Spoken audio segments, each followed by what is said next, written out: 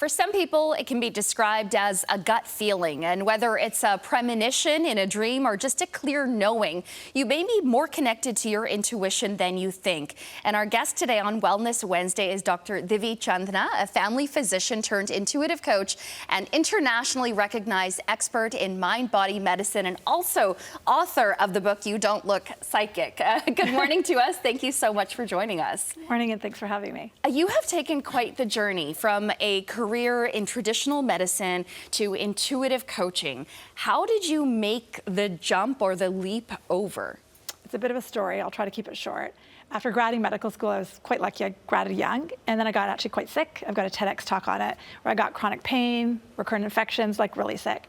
And traditional medicine, as amazing as it was, didn't have anything to offer me because of the therapy it was. So I went down the yoga, meditation, inward journey, and I managed to get better. But during that journey of healing, I started practicing yoga a lot, meditating, and actually teaching yoga. And then 21 years ago, I got pregnant. This is part of the journey. And my intuition went up, went really high. And that's pretty normal for women when they get pregnant for their intuition to go up. Mine was crazy. And my husband started noticing it. He's like, Divi, like, you seem to know everything. And I was like, huh, you're right. And I went and Googled it, right, which is what we do. And I discovered there were intuition classes. So I took 3 classes just for me. I never thought I would do it for business. It was just like, what's going on?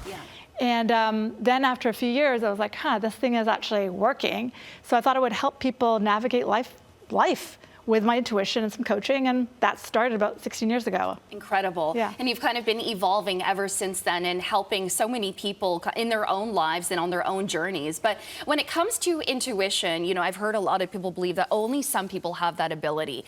But what I've learned is that everybody has the capability. It's whether you're able to practice it and strengthen it. So what would you say are ways to recognize your own intuition? Yeah, great question. The intuition is the most natural thing. It's our inner GPS system. We all have it.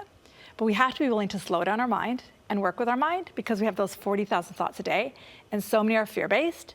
Intuition is this loving, quiet voice that's so gentle and so loving, but it's behind the loud, negative, fear-based thoughts. So you have to learn to get out of the fear-based thoughts, heal them, and slow down the mind to access that quiet voice. Yeah. And so many people want to maybe discount that feeling or that gut feeling, or was it just my imagination, or is it actually intuition? So how do you know the difference between random thoughts in your head and what it really is, that inner knowing? Yeah, it's practice. It's practice. You know, people have had goosebumps, gut feelings, those kinds of things. But really, imagination is us saying, this is what I want in the future. Once you start waking up the intuition muscle, you start going, oh, I had that gut feeling. And so you get to know what that muscle is, and then you just keep practicing it. And it's not always 100% accurate, but you know, it's better than nothing. So you might as well just start using it. Yeah.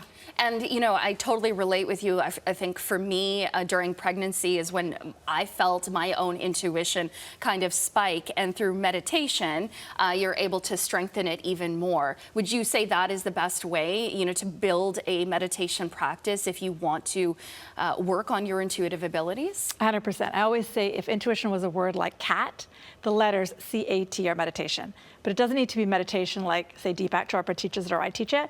It could be going for a run.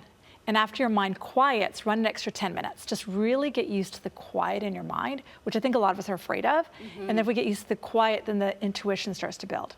Yeah. And the other question that I would ask is, why do you think it's important for us to connect with our own intuition? Oh, there's a million reasons. I'll give you a couple. One is it actually saves time. So they actually did some studies starting in 1984 on the science and intuition, and they discovered that, you know, we actually save time. So the 2 big purchases we'll typically make in our life are our house and our car, right? They studied people buying those, and within 9 seconds, people knew, if they were trusting their intuition, that this was the house, versus an analysis paralysis could take you months and years. And then after studying these 2 groups, they discovered that the people who bought it through intuition were actually happier and more joyful. And so, you know, you save time, you feel happier, you feel like you're not alone. Like there's an inner GPS system that's kind of running you. And you don't feel like you're figuring out life just by yourself. You know, when you begin that journey to strengthen it, you mentioned it's practice. Yeah. Is it a daily practice? Like, how do you really be disciplined about it and work on it? Yeah. It's a great question. It is a daily practice. I mean, you know, meditation, getting quiet, it only takes 5, 15, 20 minutes a day. We have like 17 hours that we're awake. Why not? And so it is a daily practice, but it is trusting something that's in the invisible. The thing is, we want to remember kids are incredibly intuitive, like really intuitive. It's like they know what park to go or what part of the park to go to, who to play with in a kindergarten class. They just know. Why have we lost it? And if we find it again, could we find the joy kids have? Could we find that happiness kids have? Absolutely. I try to tap into that joy with my kids all the time, and they really can teach us so much. Dr. Chandna, thank you so much for joining us today. Thank you Great for having me. conversation. Thank you. All right, we're going to take a look at traffic now.